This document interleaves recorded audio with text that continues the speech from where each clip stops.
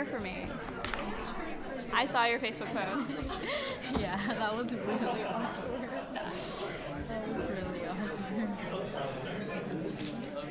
Actually, it makes sense that way anyway. Here's the three useful pages. Basically, they agree to finance like all this junk. All right, good evening, everyone. Welcome to the Fall 2013 Baker Institute Student Forum debate. Topic is U.S. government shutdown. Whose fault was it? Today we have debating for the Young Democrats. Hi, I'm Hira Vague. I'm Tanya Rajan. I'm Nathan Jew. And for the Rice Conservative Forum. I'm James Dargan. I'm Stephen Millen. I'm Zach Birnbaum. Right. I just want to let you know about two upcoming Baker Institute Student Forum events. Next Wednesday at 5 p.m. we'll be having a students and fellows mixer. In the Doré Commons, we'll have dessert. You get to meet all of the fellows at the Institute. And on Monday at 8 p.m., we're hosting an information session about the Washington, D.C. summer internship sponsored by the Baker Institute. So we encourage you all to come out to Will Rice's PDR at 8 p.m. We'll also have dessert.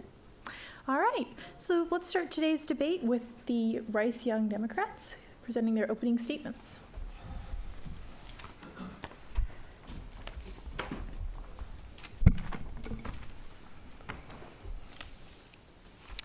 $2 to $6 billion in lost economic output, according to the Office of Management and Budget.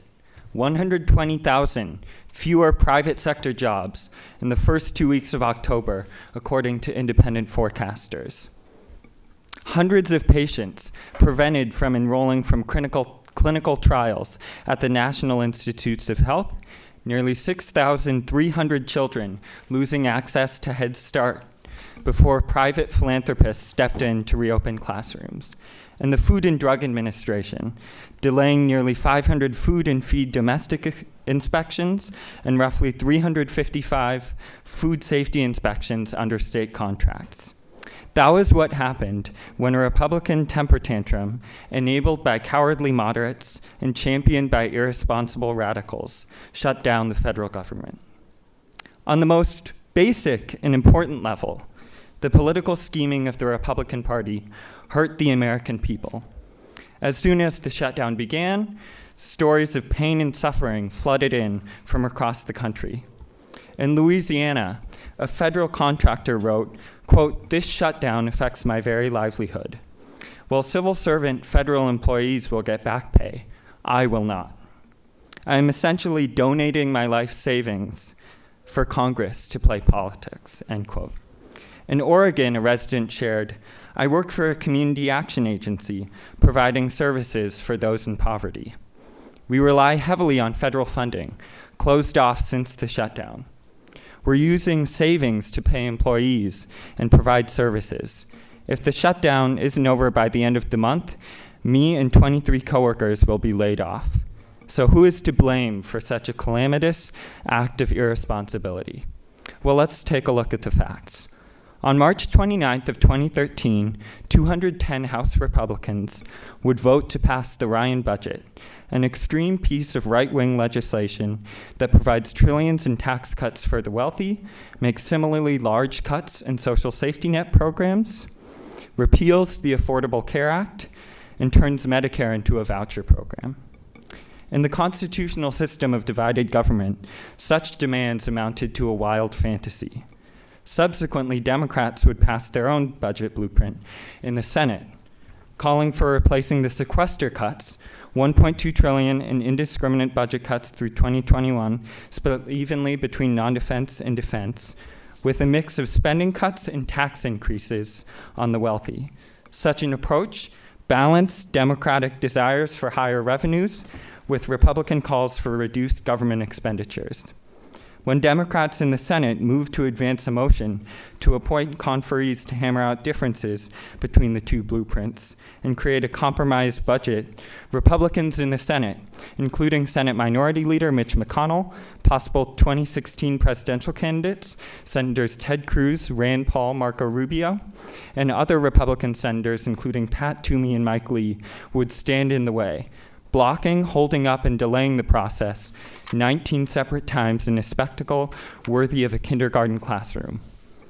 As October 1st approached, the congressional leader of the GOP, Speaker of the House John Boehner, would demand that any bill to keep the government open include the defunding or major revision of the Affordable Care Act. 22 Republicans who had previously issued a public letter calling for the passage of a medium-term, clean continuing resolution, maintaining government funding at its current level as Congress worked on forging a long-term budget solution, would backtrack and offer their silence and thus complicity in a costly and painful government shutdown. Obstinate and unaffected by reason, Republicans would refuse to responsibly govern and accept a Senate-proposed 6-week funding bill to keep operations open. Instead, they decided to satisfy their insatiable political appetite. Despite its problems, the Affordable Care Act is a piece of existing law, passed under constitutional procedures and upheld by the Supreme Court, allowing a minority in one house of one branch of government to hold the entire government operations hostage in a fight of political brinksmanships is both dangerous for democracy and wrong. Periodic acting out may be tolerated for a child, but in an adult, it is unseemly. The facts thus evaluated are clear. A Republican Party intent on throwing a temper tantrum is to blame for the government shutdown. Thank you. Thank you, Nathan. And now we'll have a representative from the Rice Conservative Forum, James Dargan.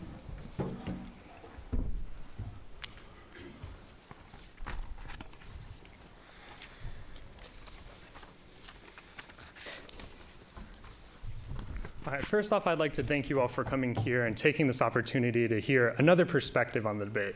I'm sure many of you have read plenty of news articles that explain why it's the Republicans' fault, why they're throwing a temper tantrum, as my opponent would say. But we want to take this time to enlighten you as to an alternative perspective on this issue. To give some context to this debate, it's worth noting that there have been 18 government shutdowns since 1976. This is not unprecedented. Let's go back to the year 1977. The Democrats would control both houses of Congress and the presidency. The government shut down not once, not twice, but 3 times this year over a debate over abortion policy. That is, whether healthcare should cover cases of abortion. In the Reagan presidency, shutdowns occurred twice because House Democrats rejected Reagan's call for funding a intercontinental missile program. Again, a policy view that both sides had a disagreement over that led to a government shutdown that ultimately got reconciled by mutual compromise. We all know the Republican Party is strongly opposed to the Affordable Care Act, and I know some of you may be strongly in favor of it, strongly opposed, but this debate isn't over the legitimacy of the ACA. It's only about the shutdown itself. Many of you may be under misunderstanding that the shutdown was because Republicans hate the ACA. They do, but that's not what was called for. Before the shutdown ever occurred, the Republicans moved towards compromise and agreed, we will fund the government 100% as long as you agree to delay the individual mandate for 1 year. That bill was passed by the House 2 days before the government shutdown. And then again, repeatedly during the time of the shutdown. 4 days before the government shutdown, they abandoned their call to defund Obamacare. These bills actually did pass the House, by the way. The Senate rejected all of them. So I want to point out one simple fact. The Democrats could have ended the government shutdown at any point in time by simply agreeing to delay the individual mandate by 1 year.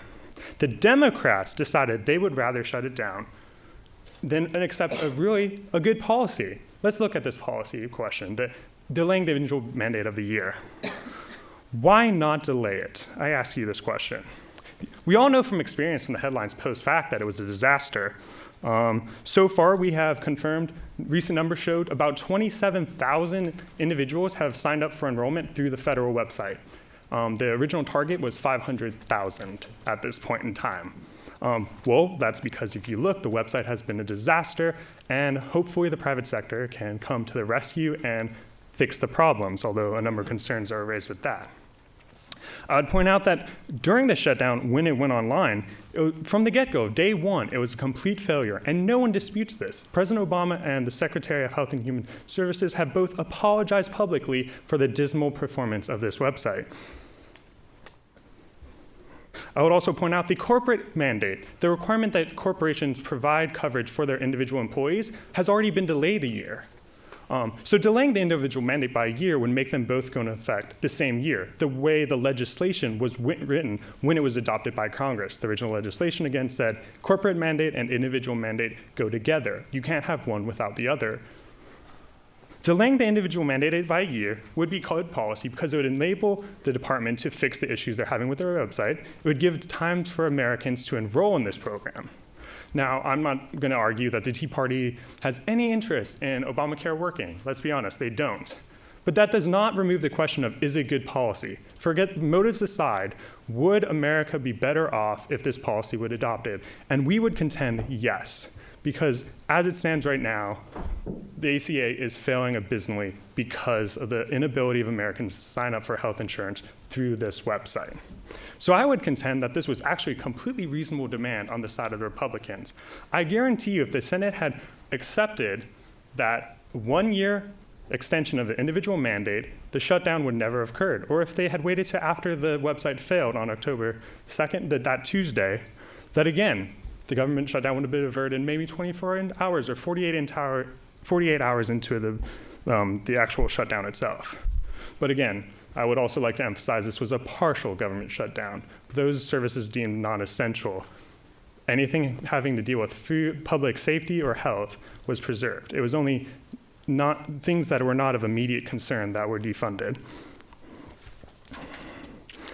And for this, I ask you to keep an open mind as we move on, but point out that regardless of your view of the ACA, the question here is who is to blame? And I would contend the Democrats were as much to blame, if not more, because their refusal to adopt a completely reasonable policy. Thank you.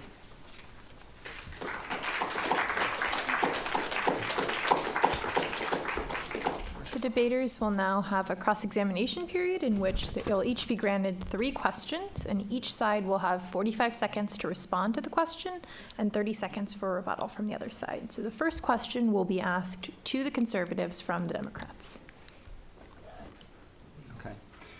So just as a clarifying question, James brought up a lot of the past government shutdowns, including ones that had occurred in the 1970s. So my question is actually pretty simple.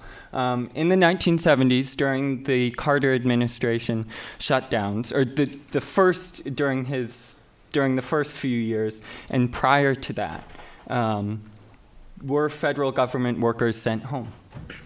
In some instances, yes. It was not on the level of the current one because there is an opinion issued by the Attorney General under President Reagan that forever altered the interpretation of how the federal government interprets spending gaps, which is the legislative term for when the budget authority expires. However, there were minor cases where this was shut down. But I would also point out, we mentioned that in the Reagan era, there were full government shutdowns in every sense that occurred recently.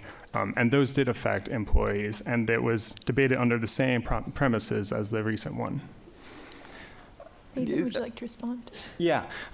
So my response is several-fold. Noting that the federal government, modern federal government shutdowns really did not start occurring until post-Carter is an important point to make. I think the other important point to make too is that your sort of contention is that, well, shutdowns happen all the time because people disagree on policy, and then who's ever in the minority uses it as a bargaining chip. Well, the fact is that none of them previously had lasted as long as they had lasted in this current government shutdown. And also, Obamacare would have gone ahead. Regardless. James, the next question is for the Conservatives. All right. Given the complete failure of healthcare.gov and the recently reported numbers that literally 27,000 Americans have enrolled through the Federal Health Exchange website, why is it that the Democrats, the majority of Democrats, not all of them, refuse to delay the individual mandate by 1 year? Right. So I think, first of all, it's ridiculous to suggest that the Republicans had some kind of prophetic foresight to know exactly how badly the ACA was going to do, because there's absolutely no way they could have predicted that. This was a temper tantrum, and I think Nathan said it in his speech. The Republicans didn't know what the ACA was going to be like when it came out. Only now are they looking back and seeing the problems with the ACA. And while we guarantee that, the Democrats and the Obama administration still have time to fix the ACA, and that's exactly the problem here. The Republicans haven't given the Democrats or the Obama administration any time to even fix their issues. And also, since we have 15 seconds left, I mean, if James, James had talked before about how this isn't a debate about healthcare, it's a debate about the government shutdown. Thank you. And James, would you like to respond? Well, yes, as a group we would. But first, I thank you for this opportunity to bring up a point I left out of my speech. I skipped over. Recently, the New York Times reported a document released from the office overseeing the website that on September 30th, they conducted a test of the website, and it confirmed that it was able to handle 1,100 users before failing. So that means 4 days prior to the healthcare exchange going online, they confirmed that the national website could only handle 1,100 users before significant technical difficulties were experienced. And do you all have anything to add to that? I mean, they had 3 years to build it. That's Right? time, I'm sorry. Okay. Democrats, you have now a question for the Conservatives. I have a really simple question. What's your point? The first thing that you said in your speech was that we are not here to debate the legitimacy of the Affordable Care Act. Let's talk about what led up to the shutdown. Republicans felt like it was because of the ACA that they felt obligated to shut down the government. So let's talk about that. Tell me why any of this really matters. Let's get back to the matter at hand. Well, I'll start us off in saying that the point is we're not debating whether ACA is good policy or bad policy. The fact is the Republicans moved towards compromise by surrendering their original defunding Obamacare strategy and moved to passing alternative bills that only ask for a 1-year delay individual mandate. So I would point out that the Republicans, because of the threat of shutdown, moved towards compromise, and the Democrats refused to give any ground. Do we have a response? You have a response for 30 like seconds. James said, delaying the policy for a year would be the best option for Affordable Care Act. Yeah. It's unreasonable to ask. Are you guys? We're done. Okay. They're done. It's unreasonable to ask Very a sitting president to repeal his signature policy achievement. I just don't know what world, in terms of reality, you guys are living in. We agree, which is And why the we individual accept the 1-year mandate delay. is a specific and important part of that ACA bill. So of course, you talk about it as this small compromise thing. It is a central part of that bill. It's still late. Okay. Well, we would point out the fact that the other part of that bill, the corporate mandate, James, already I'm got sorry you postponed. don't have a response to that question. My apologies. You do have a question of opportunity now, though. Okay. Do yours. My question is twofold. First, can you give a timeline for when the ACA website will be online? Second, can you guarantee that the website will be fully operational within a year? My answer is very simple, no. That's not the point of this debate. We're here to talk about why the government shutdown happened, not whether ACA is a good idea, bad idea, how well that it's working. What I want to talk about is the fact that leading up to the shutdown, back in July, Speaker Boehner met with Senator Majority Leader Harry Reid, and they hashed out a plan. And what Senate Democrats said was, okay, you know what? We're going to pass a clean bill. It's going to cut $70 billion worth of funding that we would rather have, but because we know that this is a bill that can pass in the Republican majority House, we're okay with it. We're going to come up with a compromise. And both those men left the table with that agreement set. And Boehner has gone on the record time and time again saying, yeah, we did have a compromise, but I changed my mind. I think that the ACA is so awful that I want to fight it to its absolute end. And ultimately, I don't care if that means hundreds of thousands of dollars being cost to the American citizens. James and the Conservatives, you have a response now? I'll take a stab at it. Again, y'all keep bringing up an irrelevant point. We're not here to defend a strategy of defunding Obamacare entirely or repealing the act. I'm not going to defend that personally right here and now. I'm only arguing that delaying the individual mandate by a year, regardless of if you love the ACA or you hate it, bottom line is delaying the individual mandate by a year would preserve the original intention of the bill when it was originally written, where the corporate mandate and the individual mandate went in force in the same year, because that's the entire premise of the system, but also the fact that whatever your personal views, the website needs time to become operational, and delaying the mandate by a year would give the department time to fix the website and allow Americans to enroll in the numbers that are required for the ACA to work. Because if the American That's time, especially healthy ones, don't unfortunately. enroll, I have 3 seconds left.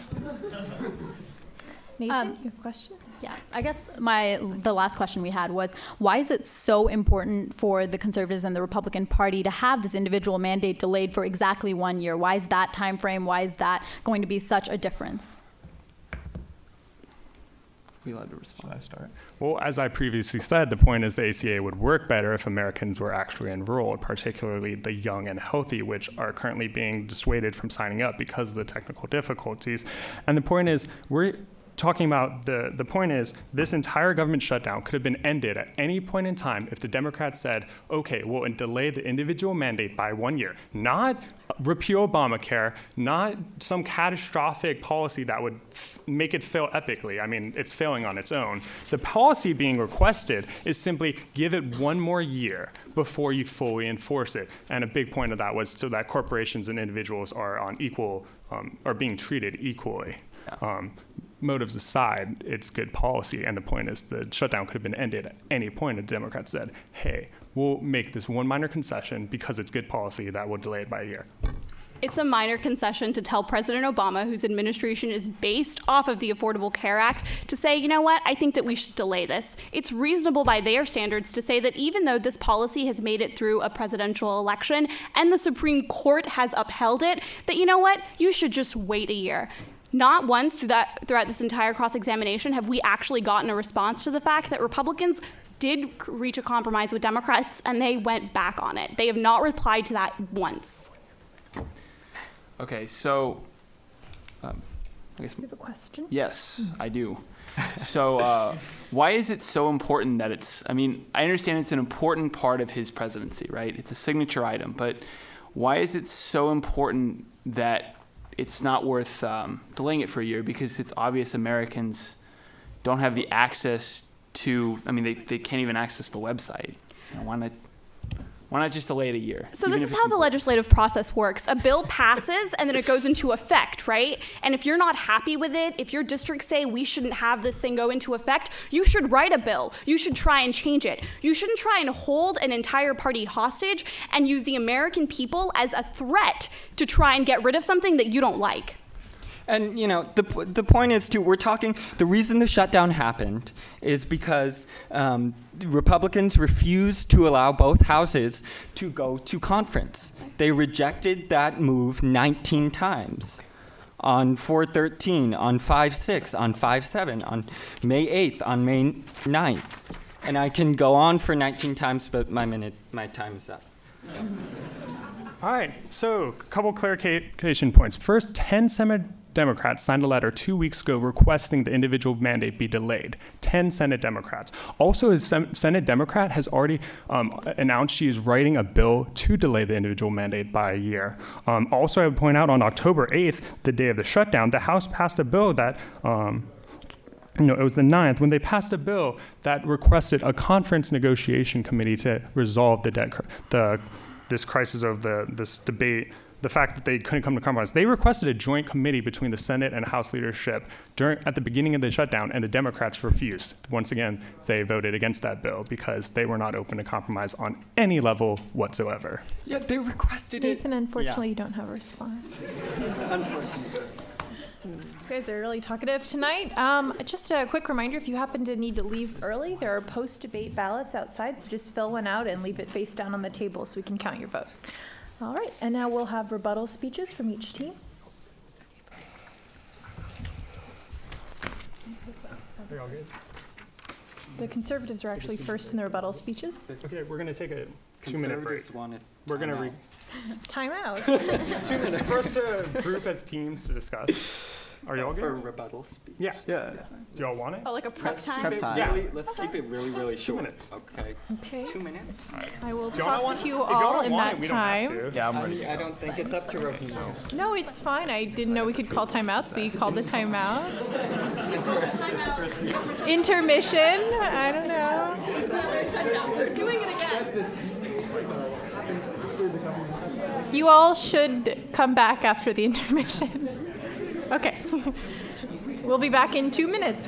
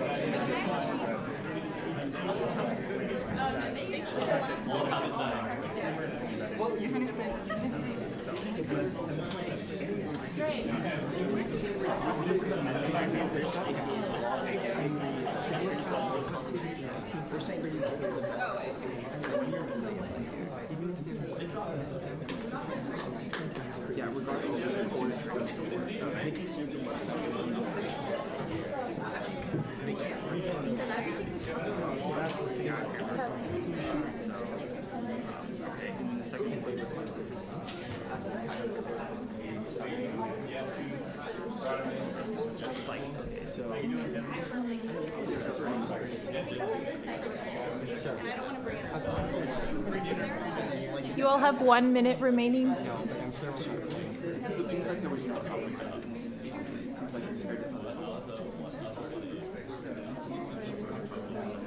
We're doing final speeches and then audience Q&A. Do you want the audience Q&A before?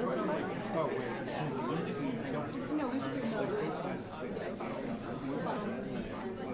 Okay, so you wanted it at the end still. Nathan, is that right? Because the original rebuttals, then of course then Q&A. Is that okay? Yeah, exactly. Yeah. Okay, we're ready. You guys still know the speeches? Rebuttals, then closing, then Q&A? Yeah, Stephen's ready. I'm so sorry, I'm saying James and not conservative. I don't know. You guys look so Oh, you're good. I was hoping they would talk more.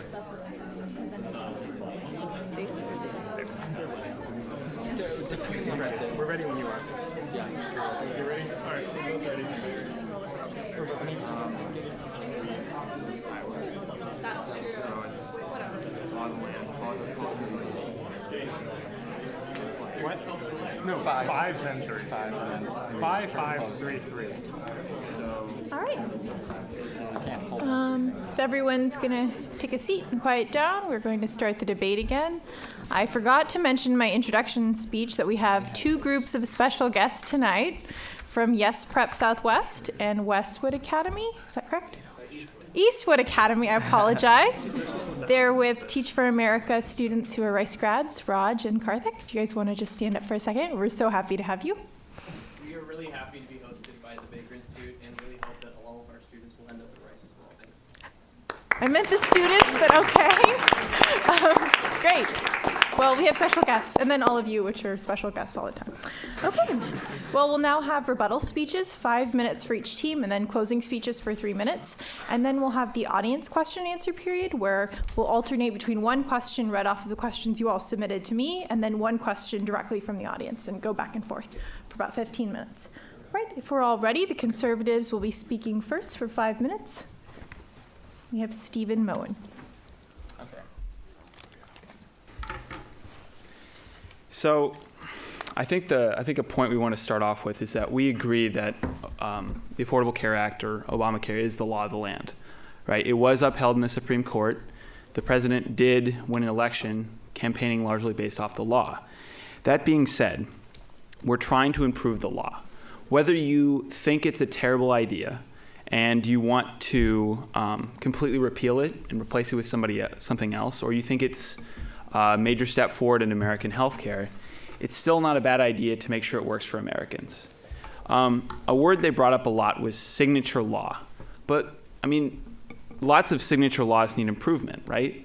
So I think it makes sense to delay it for another year, give it time to work, right? Because, frankly, the rollout was a disaster, okay? So this would give us enough time to be able to improve the website. And given how much we've spent on it, upwards of $600 million, I think it would also make sense to make sure that investment comes to fruition. Now, we also think that if policy affiliations had been reversed, then similar things would have happened. For instance, several times during the Reagan administration, with a Democratic House, Republican Senate, and Republican President, there were multiple examples of government shutdowns occurring. One I can think of is Reagan wanted larger cuts in spending, but the Democrats didn't. And so there was a shutdown. Now, it was interesting that Reagan shut down the government in that case, and it wasn't the crazy Democrats in the House, but whatever. So there is precedent for doing this, right? And usually there's compromise that emerges out of these shutdowns, right? We agree that it's not a good thing for the government to shut down, right? But at the same time, it has happened in the past. And, okay, now, let's see. We think that, in general, delaying the mandate would be a very good policy just because it would give it more time to work. Besides, the corporate mandate, having been delayed a year, it would make logical sense for the individual mandate to be delayed as well. Okay. Now, I'd like to make the point that there were 27,000 people enrolled in a month when they predicted 500,000. That's disaster, right? I mean, that's not an ideological thing. Like if you were trying to say, oh, well, it was a great success, you couldn't really make that argument. Not to mention that Americans, to avoid a tax penalty, must sign up by March 31st. They delayed that. But, if we're trying to not hurt Americans here, right, not making them pay a penalty when it's usually the people who are at the bottom rungs of the income bracket who would not have health insurance to begin with, if we're trying to not make them hurt anymore, wouldn't it make sense to give it another year, make sure it doesn't hurt them any more than it might already be hurting them already? Okay, so besides, for Americans even to be able to continue having coverage for the next year, they have to sign up for a plan by December 15th. So that's not very much time, right? So there's a long history of not being able to do anything in Congress. They've passed continuing resolutions and Senate bills since 2009. They haven't been able to pass a budget. So in any case, it's not necessarily unprecedented to say that disagreement leads to impasse. Okay. Now, it's interesting that you said John Boehner refuses to pass a government shutdown. He said, hold government brinkmanship. I wonder who coined the word brinkmanship. Oh, wait, I remember. It was Ronald Reagan, probably in response to Democrats doing a similar thing. So in any case, there is historical precedent. We think that both sides didn't agree, and there is legitimate arguments on both sides. What we are saying, though, is that delaying it makes sense. And we think improving the law, whether you agree with it or not, is a good thing. Okay, that's all I have. Thank you. We have Tanya Rajan from the Democrats for her rebuttal.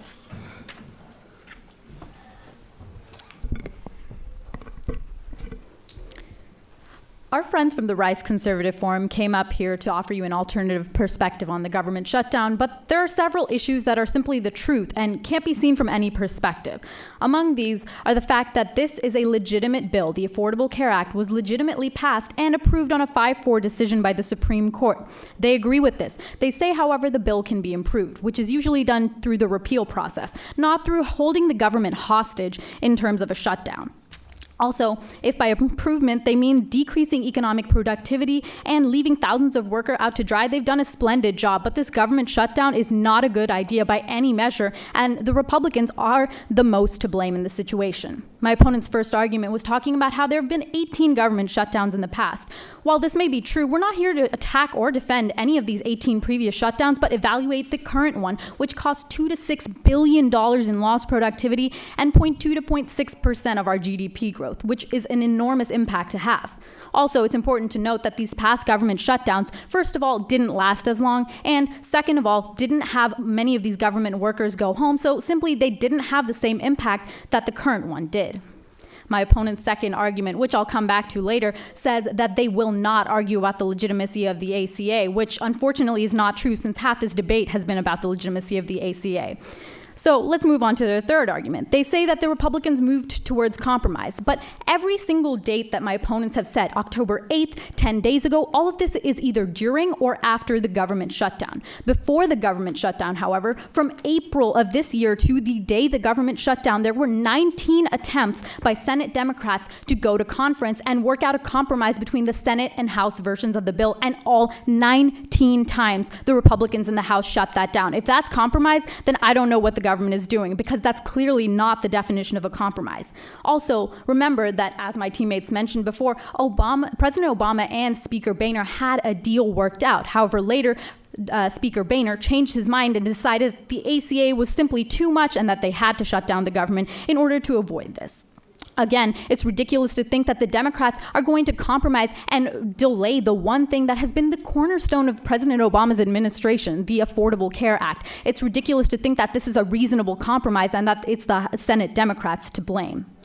Next, my opponents talked about how the individual mandate needs to be delayed. But first of all, let's look to the fact that while hindsight is 2020, the Republicans were by no means prophetic. They did not predict the issues that the Affordable Care Act has today. Instead, they were acting out of the fact that they were throwing a temper tantrum. They didn't get the law repealed, and they couldn't do anything against it, so they found that the only way they could do anything about it is to simply defund it. And let's look to the fact that the individual mandate was actually proposed by a Republican, Stuart Butler of the Heritage Foundation, in 1989 as a response to the corporate mandate that they keep bringing up. So this was a conservative idea to begin with. So to say that this violates some huge conservative principle is also false.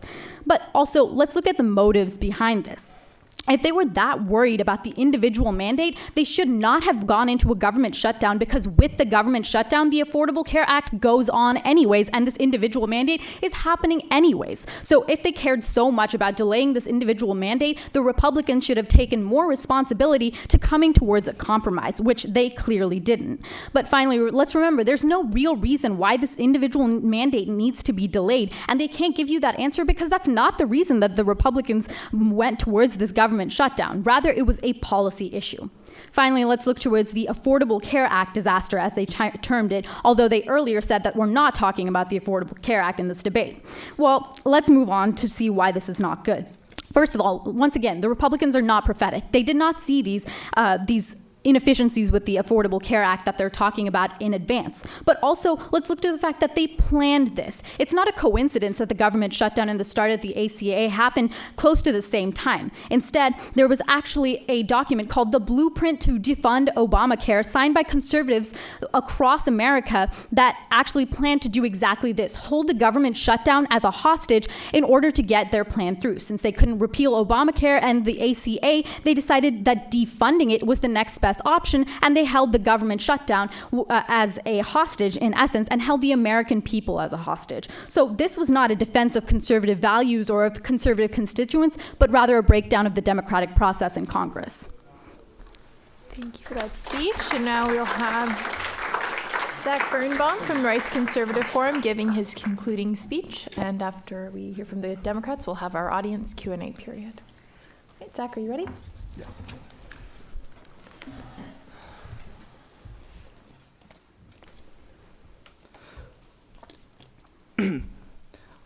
First, I just want to start with the points in which both sides agree with. First, both sides agree that the Affordable Care Act is the law of the land. That was a passed piece of legislation in Congress, and that the Supreme Court upheld it. Second, we both agree that the government shutdown was a bad thing, that a lot of people lost jobs for a temporary period of time, that economic impacts were severe. The question of this debate is whether the effectiveness, which side better presents could have an effective Affordable Care Act policy. Our position in this debate is that a one-year delay on the Affordable Care Act would result in the best policy being implemented. Rather, the question of whether the Republicans actually want the Affordable Care Act is not a question. The question of this debate is which side has the better policy at the end of the day. We have proven throughout this debate that through a one-year delay, the best piece of legislation would be brought about. Additionally, we have cited precedent in this debate several times, not pre the Clinton era, through the Reagan administration and the Carter administration, in which a government shutdown actually did occur. Now, they have two answers to this. They said that the time frame means that they're not comparable. However, it's a question of precedent. Government shutdowns have occurred with a Republican president and a Democratic majority. Thus, if the positions were reversed, a government shutdown still would have occurred. Now, they say that the Republicans agreed to fund the government with an Affordable Care Act delay after the government shutdown occurred. This is blatantly false. About a few days before the government shutdown actually did occur, there was a piece of legislation passed in the House that indicated that said that you could have, like, to prevent the government shutdown from occurring, to have a delay on Obamacare. This was rejected by the Democrats. Thus, it's the Republicans that are looking to compromise rather than the Democrats. The Democrats could have ended the government shutdown at any time. A major point in this round. So, when you look at the end of this debate, there's precedent for government shutdown to occur, and we've indicated that through the Republican position that there's a 1-year delay on the Affordable Care Act. It would result in the best policy being implemented because the website would have time to be to get online, and more people would be able to sign up for the Affordable Care Act, allowing for the most effective policy possible to occur. Thank you.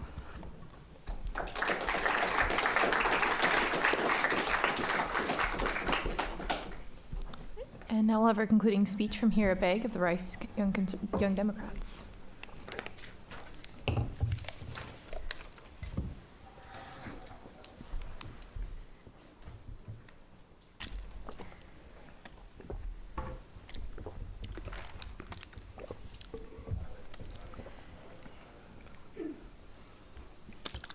The question of today's debate was the government shutdown. Who's to blame?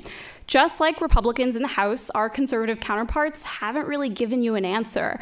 They keep saying, well, we shouldn't really be talking about ACA. And then they say, wait, no, ACA is really important. We should probably consider it.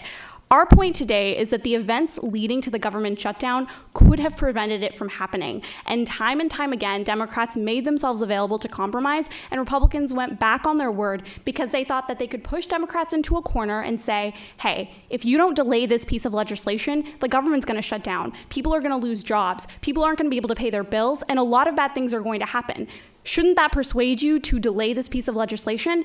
The answer the Democrats provided was no. We're not going to be backed into a corner to listen to your demands, to follow through with the temper tantrum that you're throwing, because this piece of legislation matters to us quite a bit.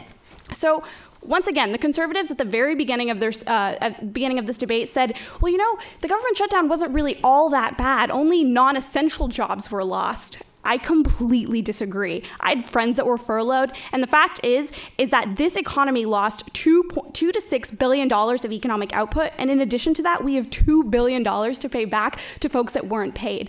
To say that the effects of the government shutdown were non-essential or inconsequential is completely incorrect. So I want to take you back to the events that led up to the government shutdown. How exactly did this happen? 2 hours before the government shutdown would go into effect, there was a bill that the Senate gave back to the House. And essentially, if the House passed it, we would have had a budget and we would have been able to move forward. What ended up happening instead was that Republican majority leaders changed the rules on the floor of the House to say that not only can nobody bring this bill down to the House in order to vote, only House leadership can. And so what ended up happening was Eric Cantor, the leader in the House majority, said, you know what, we're not going to vote on this because if it goes to a vote, my colleagues who are Republicans might realize that this is actually a bad idea.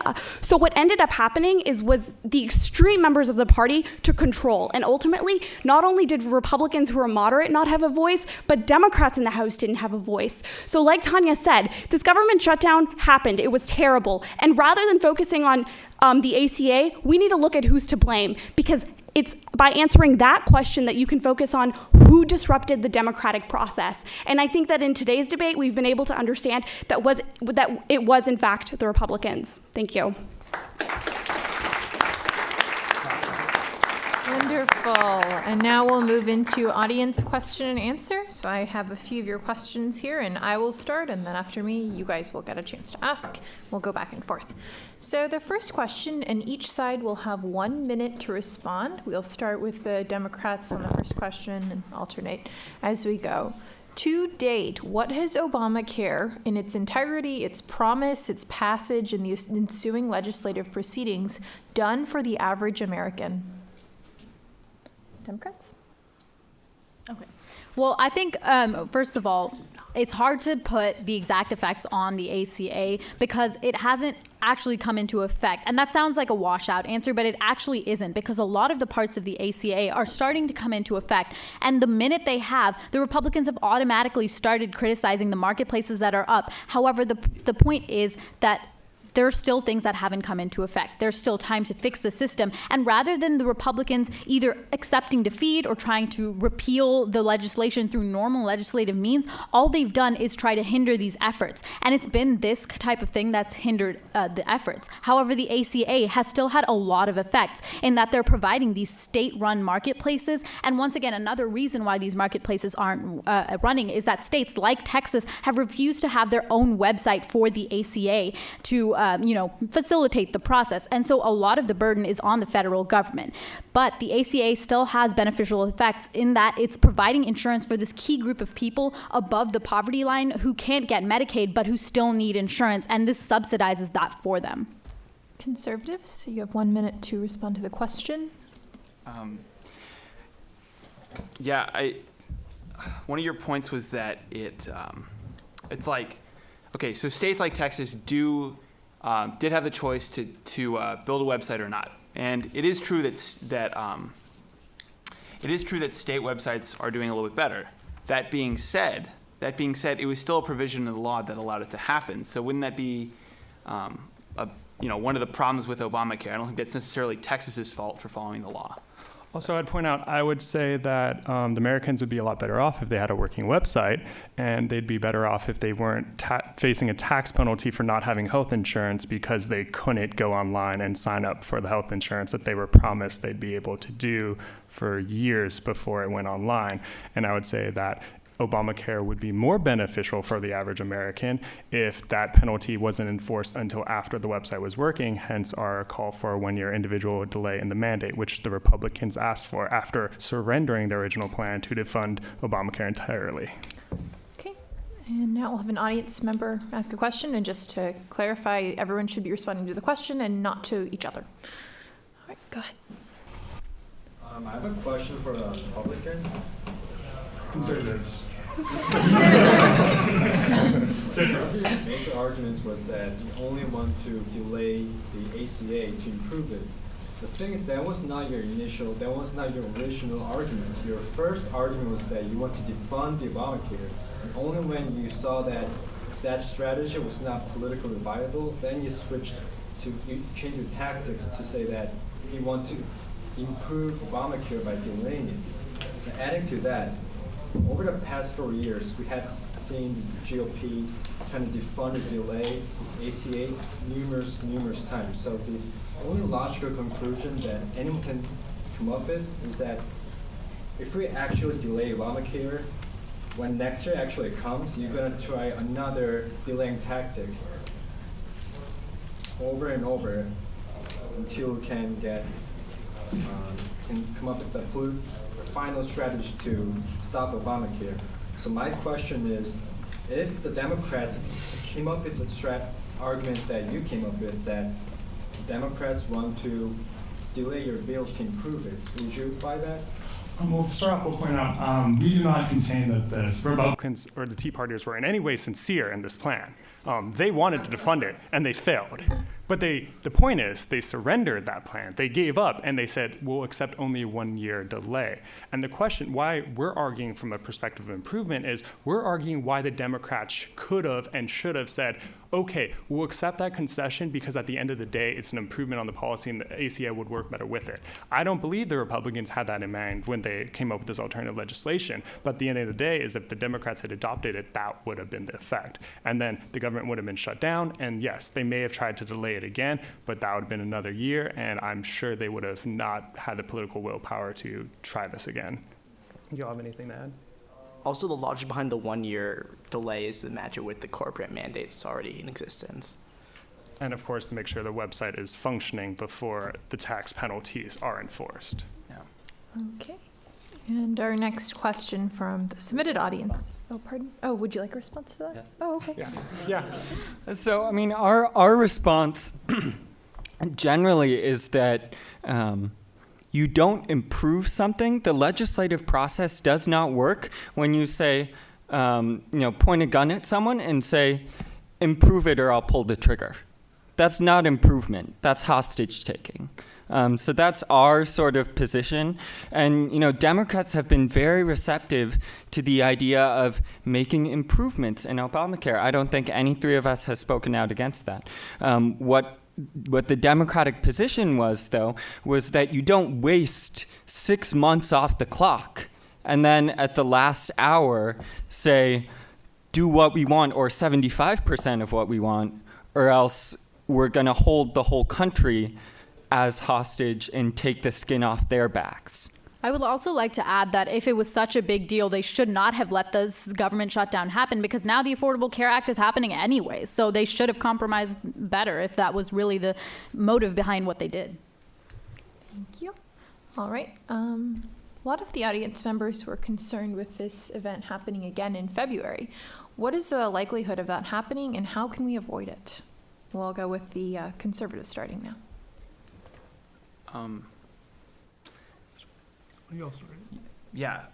So I think it is. I think it's fairly. I think honestly, it's fairly likely, because I don't think that the website's going to be up and running, or I don't think it's going to be running as well as they think it will, because again, that's an important point to make, and I think the Republicans will definitely try to shut it down, largely for the same reasons, because I don't think it will be resolved by then.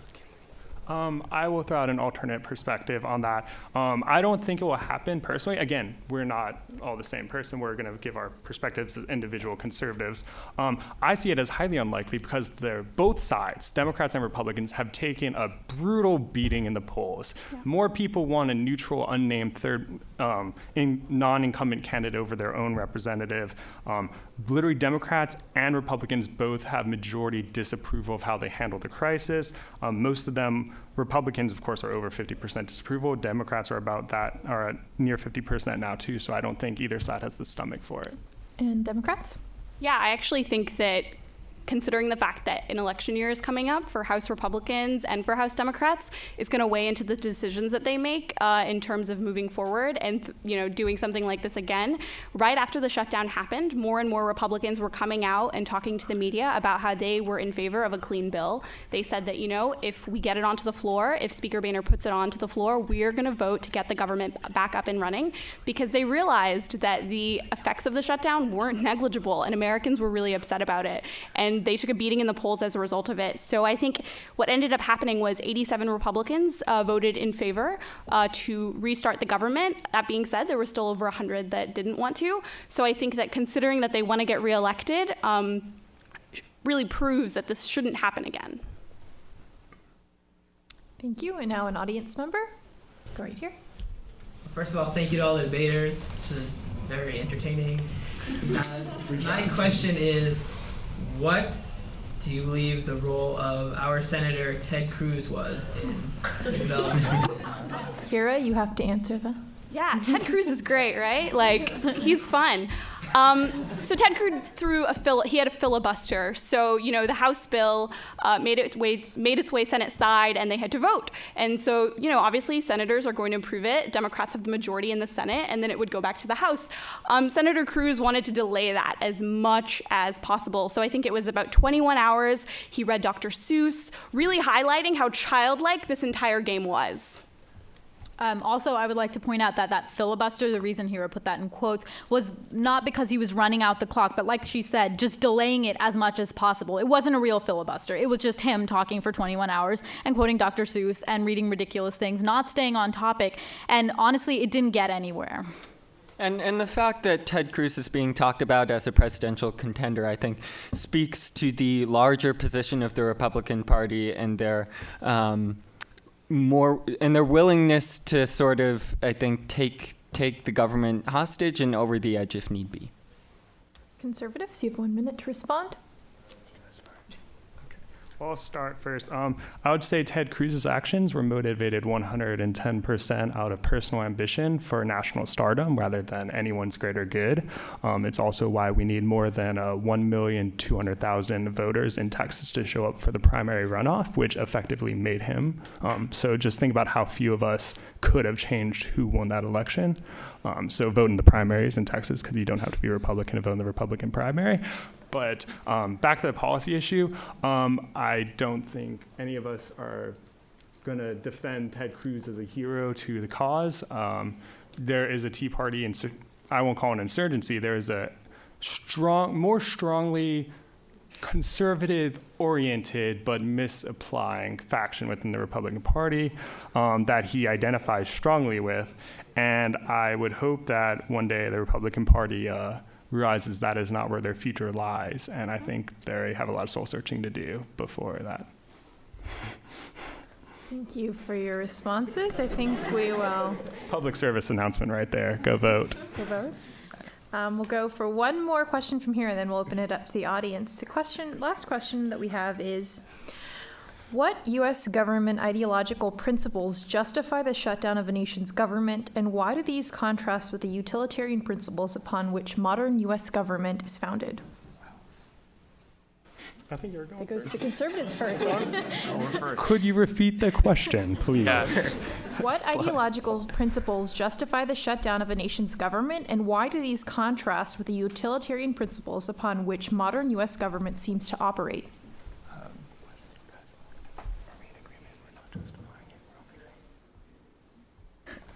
All right, so we're actually in agreement. We don't think a government shutdown is justified, and we're here to argue whose fault was it. We think both sides made mistakes, and it shouldn't have come to this. Both sides could have taken steps to reach compromise, and I think the Republicans make a big step when they surrendered their defunding Obamacare strategy in pursuit of an alternative where they just said, hey, we'll take a 1-year delay, which we've already explained why we think that would have been good policy. So I don't think it was justified, and I think we're looking at who's to blame for it, and I hope it doesn't happen again. Do you all have anything there? Well, I mean, I don't know necessarily that the U.S. is entirely based off of a utilitarian premise. I mean, I think there is some. I think there's some of that, but I just don't necessarily agree with that point. That's all I'd like to say. I feel like there's some issues of there's alternative theories of, like, I guess, justice that you could argue that the Constitution is based off of, as opposed to just Bentham utilitarianism. I think that one word all Americans know is democracy, right? So like everybody thinks that they're going to vote for somebody who's going to represent them. And I think that what happened 2 hours before the government shut down, when effectively basically none of the members would be able to bring a piece of legislation to vote, speaks volumes about what happened to the democratic process in DC, which really speaks to the fact that if we I think that Americans responded to this in the perfect way, because I think it's going to be preventative for the future. But what ended up happening was a suspension of democracy, like nothing more. Right, now to the audience. Let's go with Karthik. He's had his hand up. Thanks again for this opportunity. Just a really quick question. If you are in fact in favor of repealing Obamacare, I direct this mainly to the conservative forum, what then would you suggest as an alternative for the over 4 million uninsured Americans in Texas, primarily because of the fact that Governor Perry refuses to, in fact, allow Medicaid to work in the state? Well, what would you say that you would want to do in terms of an alternative, conservative alternative to Obamacare, especially because of the fact that Texas has such high tort reform, which I think is what they always suggest, right, having tort reform, so. So I think we're going to answer this as three individuals as opposed to the conservative side.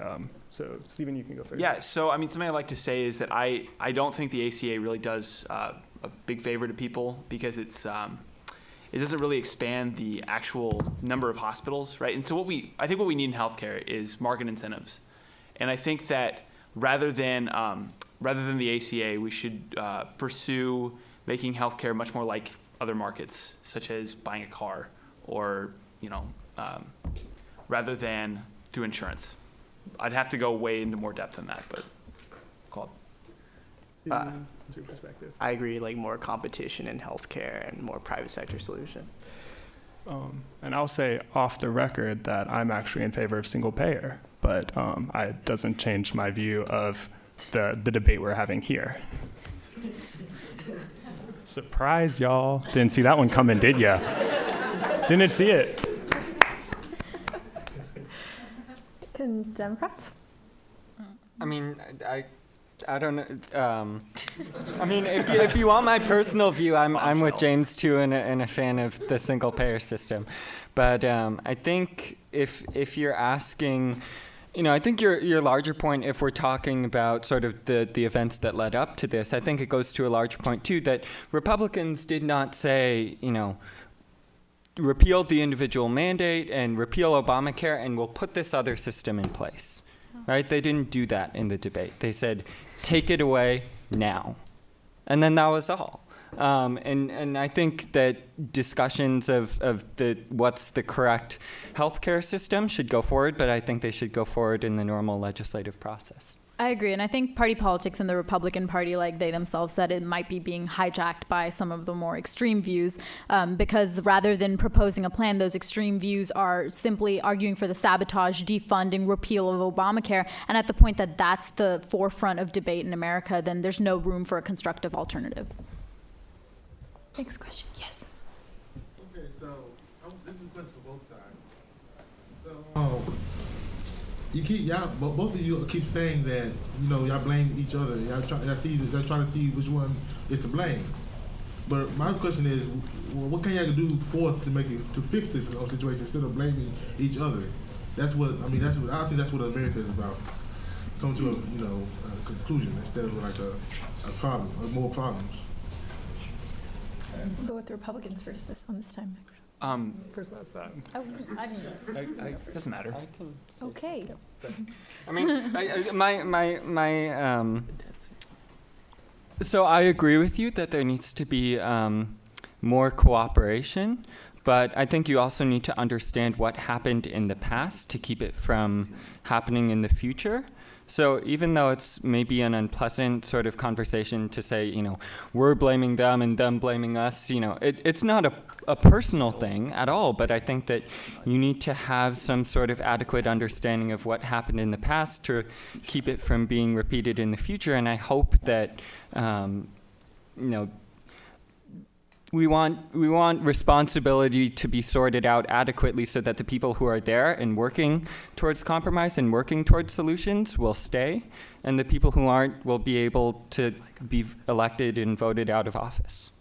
I agree with you as well. I think we should have picked a more constructive looking forward topic, but I think that topic of a constructive new alternative to healthcare would also be just too big for the scope of this debate. It would require months, and it would require experts, which I don't think any of us really are on healthcare. So I agree with you, but it's hard.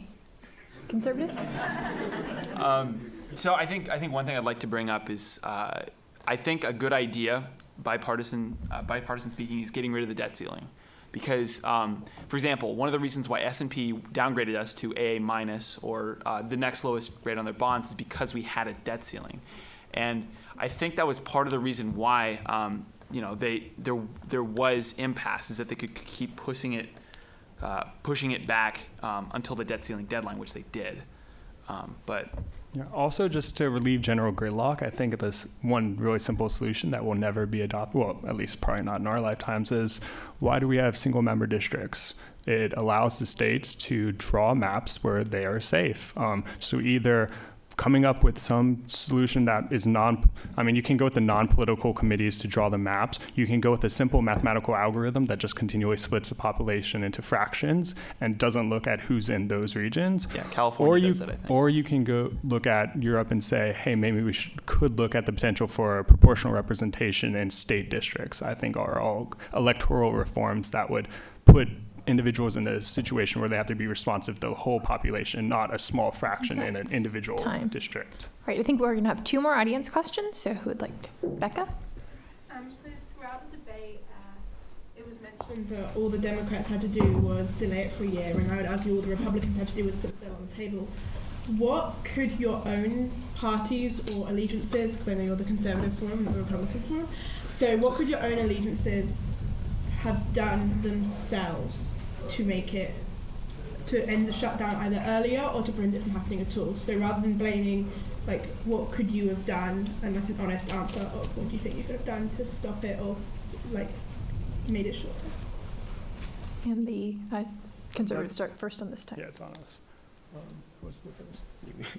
I'll go first. I'll throw out one option. I'll point out, just strategically speaking, the Tea Party completely misplayed their hand. They thought they had public opinion on their side. Actually, they could have gotten everything they had wanted if they had just not, negotiated the budget with relation to actual fiscal measures, maybe agreed on a continuing resolution, and then just sat back, watched the Obamacare exchange failed, and then moved to delay it by a year. They probably would have gotten it instantly.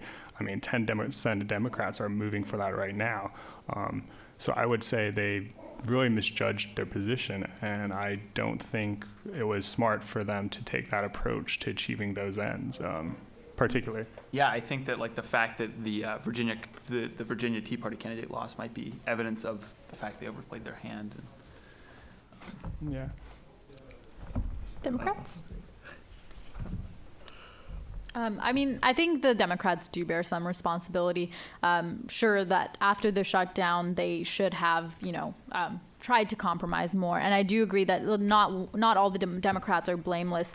All we're arguing here is that the majority of the problems were caused by Republicans. But at the same time, I do agree that there's need for some kind of constructive healthcare measure. Another audience member asked, what can we do as something to move forward? And I do think there needs to be compromise, because as long as there's bipartisan politics and a healthcare bill that only satisfies one side is never going to have an easy time in the Congress. So I do think there needs to be more bipartisan work, not just on this shutdown or the debt ceiling, but in general, just more bipartisan talks. Yeah, and I think there also needs to be a recognition on both sides, right? That Democrats control the Senate and the presidency, and Republicans control the House. And that being the case, you really can't get 75% or 100% of what you want on either side. Rohini, could we do 30 seconds apiece again? On Can we what? do this question another round, 30 seconds apiece? Like a redo? No, a continue, a rebuttal and another rebuttal. Dems, what do you think about this? It's fine. Okay. Okay. Because I just want to point out, in that previous answer, you heard this word compromise, but you didn't hear a single example of what they could have done to compromise. And we've pointed out the Republicans abandoned their Tea Party crusade to defund Obamacare, and they said, we'll fund the government 100%. All we're asking is a 1-year delay in the mandate, which we said was good policy. What would the Dems offer as a compromise that they could have made besides such a simple resolution as a 1-year delay in the mandate? Well, to start, I think the Democrats did compromise, because if you look at what happened, the Democrats approved everything in the House version of the bill except the language that defunded or delayed Obamacare. So they gave House Republicans basically everything they wanted except Obamacare. Yeah, You when mean nothing. Speaker In Boehner... budgetary terms, they made You don't have a sacrifices. response? Yeah, I completely agree. I think that if you look at the changes that were made in terms of where we're appropriating money, Democrats were very generous. They gave up $70 billion. Most of the Democrats on the Senate side did. So to argue that Democrats weren't going to compromise, I think is ridiculous when Speaker Boehner has gone on record saying that they made a compromise. Time. Point out that cut in spending was already written into the law. It was called the sequester. They didn't do that. That's current law. You can't say we're going to let current law be the If you're going to go for, if you're saying, well, current law. The Democratic position, what they really want is a full rollback of sequester, right? So to them, that is a compromise. to Republicans, Well, that's not any less reasonable, certainly, than a 1-year delay of the mandate that you guys are harping on as being eminently, an example of eminent responsibility and leadership. Okay. This is why the government shut down? No. One last question, and then we are done. And there's no addendums to this, no rebuttals, no questions on the question. One last question, 1 minute to each team. Yes. First of all, thank you.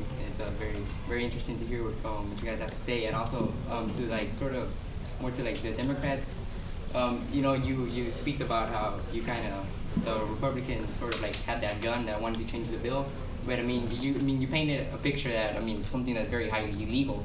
But there's nothing. The House has the full right, and it's completely legal for them to withhold funds if they don't want to fund like a government-funded activity. There's nothing really wrong in doing that.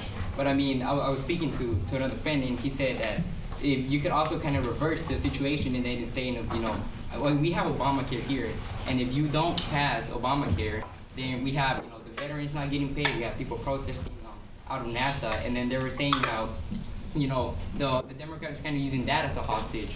And, if you don't pass the bill, then you have all these people losing, and which can very easily be turned into, that's the Democrats, that's the Republicans' fault. Because they're not passing the bill, then it's affecting our veterans, and it's affecting this.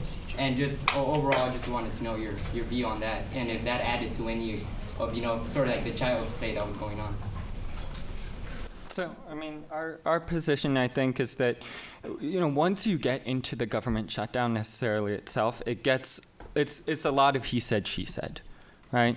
So what we're looking back towards, too, is the 6 months prior to the government shutdown in which they had, Republicans had adequate time to try and at least move the process forward, and Democrats offered their hand to say, let's go and figure out to see if we can find some compromise on these budgets.